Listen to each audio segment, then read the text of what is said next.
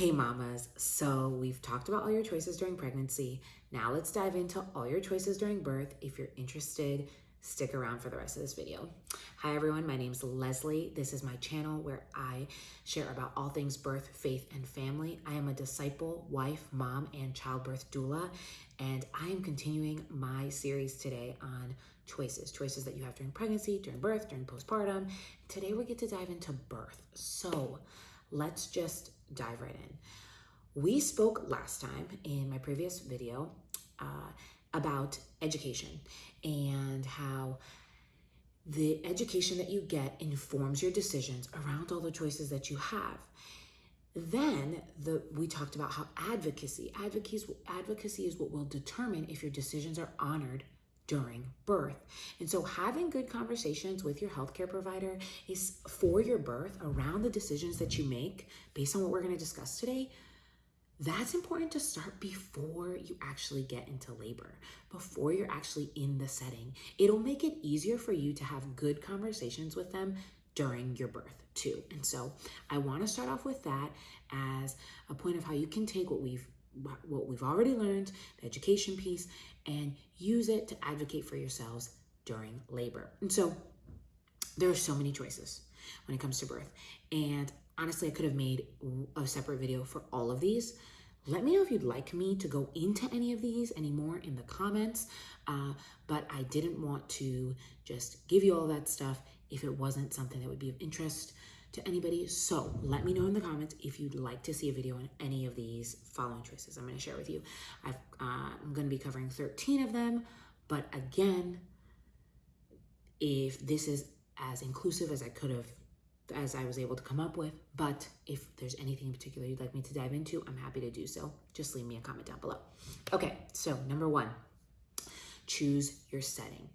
Now, by setting, I don't mean location. We have a separate video that covered that. I'll link it below as well, where we talked about choosing your setting. But what I mean is that you get to make the environment how you would like it to be. Even in a hospital room, you can dim the lights, you can bring your own lighting if you want, you can bring scents, you can bring visuals that you can put up on the wall, you can, and my number one is that you can bring music.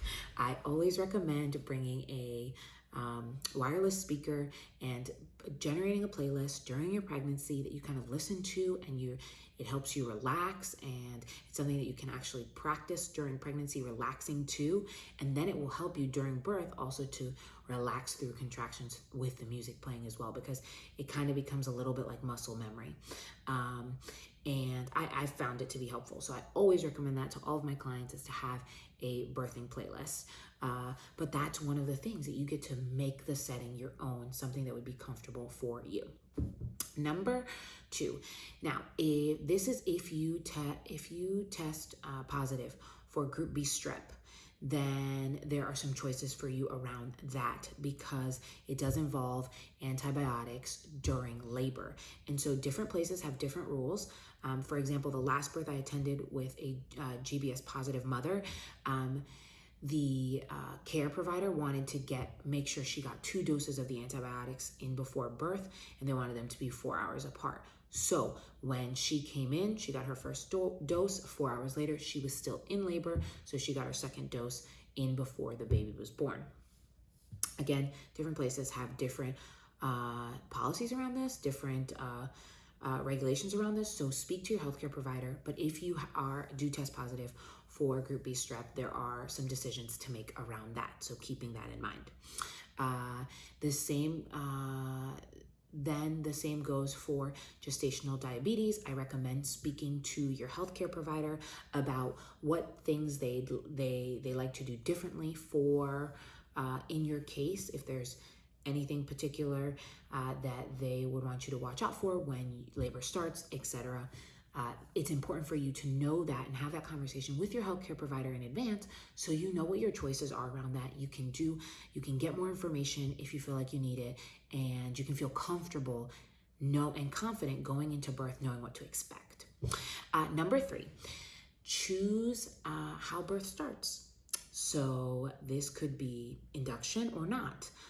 Depending on your healthcare provider, they may have recommendations around this. But essentially your options are, you could have a medical induction as a way to start labor. You could naturally induce labor through different techniques that there are, or you could go into spontaneous labor, which means you just let your body tell you when it's ready. Even when you are inducing, there are so many different ways that this can be done. I have a childbirth education course that goes into all of this. I will link it down below if you're interested. But again, you have choices around this. So start doing some research, start having the conversation, ask your healthcare provider what their recommendation is, do some research, see if that's something that you're interested in, see if that's something that you want to do or want to wait, and start having those conversations now and advocating for what you're looking for in advance. Number 4, choose how you want to manage labor, how you want to manage the contractions, how you want to manage the pressure, the surges, whatever you choose to call them. For example, like, do you want the epidural or not, right? Depending on where you're birthing, that may not be an option, but what kind of pain management do you want during birth, or are you thinking that you want? Again, so much research to be done around that to help get you informed. You can see videos of what it's like and all of that stuff. So that's another choice that you have. Then choice number 5, choose how to push. There are different positions that you can push in. You can push spontaneously, like when your body tells you that it's ready to push, you can push as you feel led to, or you could be directed in pushing. Normally, it will depend on if you have an epidural or not, but even with an epidural, there's some choices around that. With an epidural, you still have the option to labor, you still have the option to push in different positions. So there are some choices around that, and you can do some research around that. Figure out how it is that you want to push, right?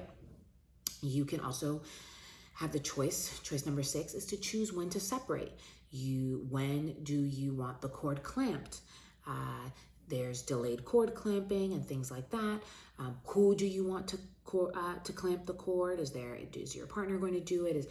Who do you want to do that? You have choices around when you separate after birth, right? I'm pretty sure I did a video where I shared about delayed cord clamping. So I'm gonna link that here as well. I've previously done a video where I go into that in more depth. Choice number 7, choose what happens first when baby's born, right? There's skin to skin, there's newborn positions, newborn procedures and things like that. You can ask for those newborn procedures to be held off until you've had some skin to skin and you've had some time with the baby on your own. So again, that's a choice. Your baby doesn't have to be swept up away and weighed and measured and all of that stuff right away. You have some time. You could do some skin to skin with the baby in it beforehand. Then choice number 8, you can choose if you want postpartum medication or not.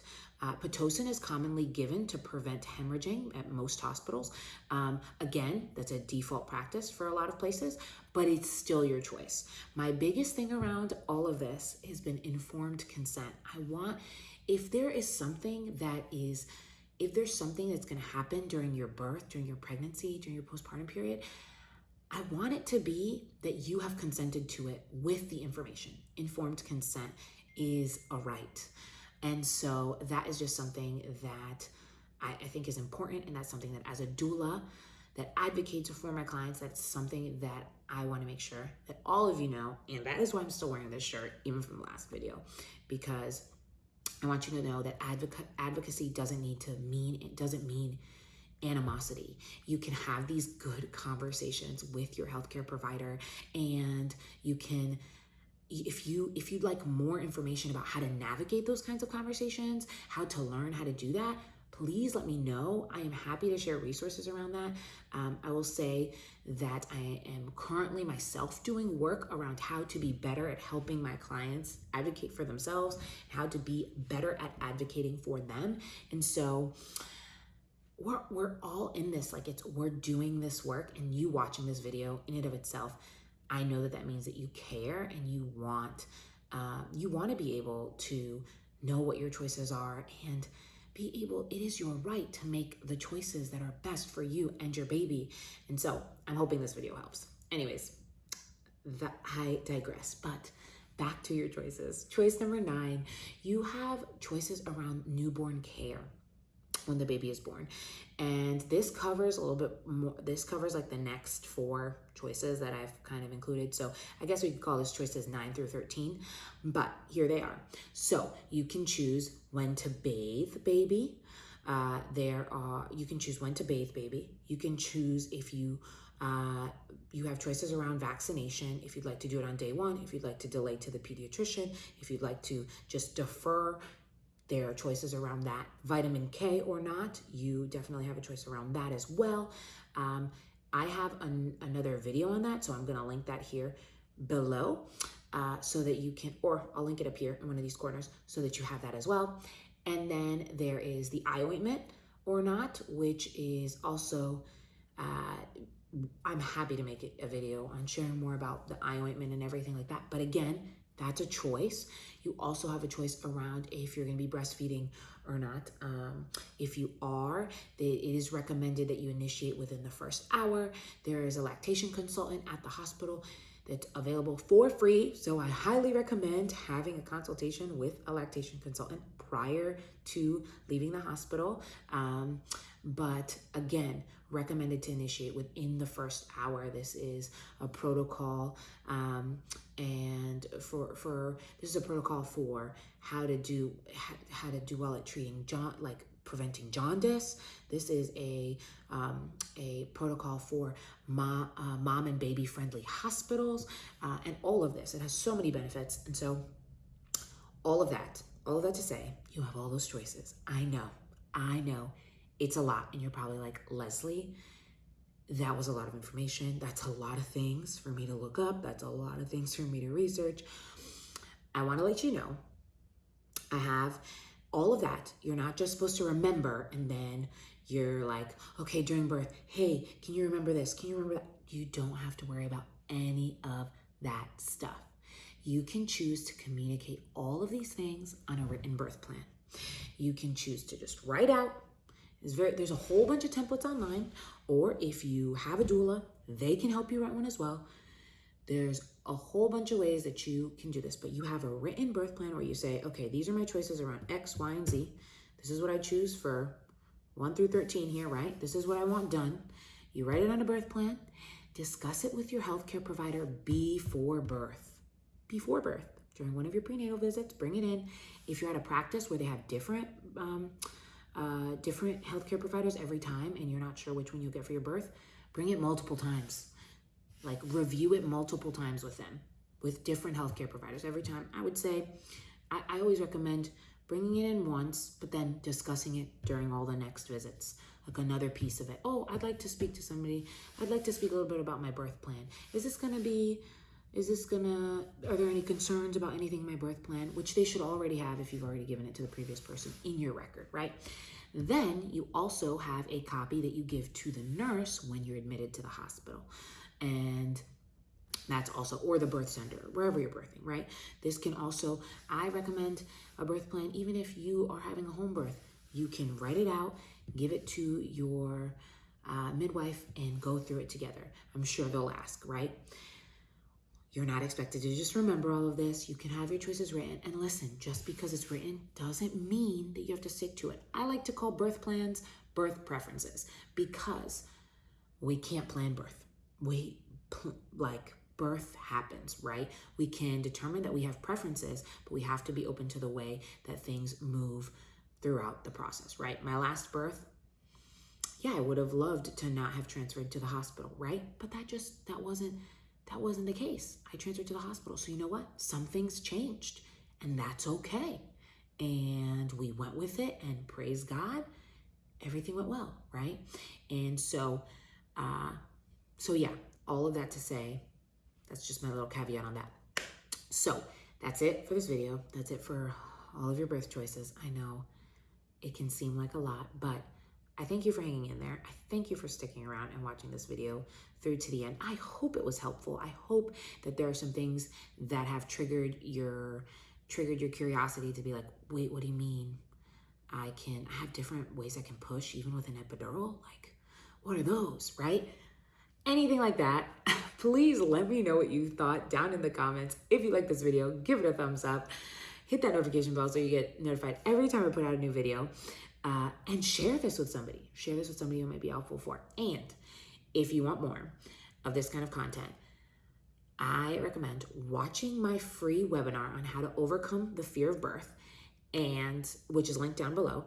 And also you can check out my online childbirth education course where I've done all of this research for you. I've got lots of handouts, lots of PowerPoint slides, a whole bunch of information in there if you'd like to check that out as well. I will link that for you as well. Okay, well, thank you so much, mamas. God bless you, and I will see you in the next video. Bye.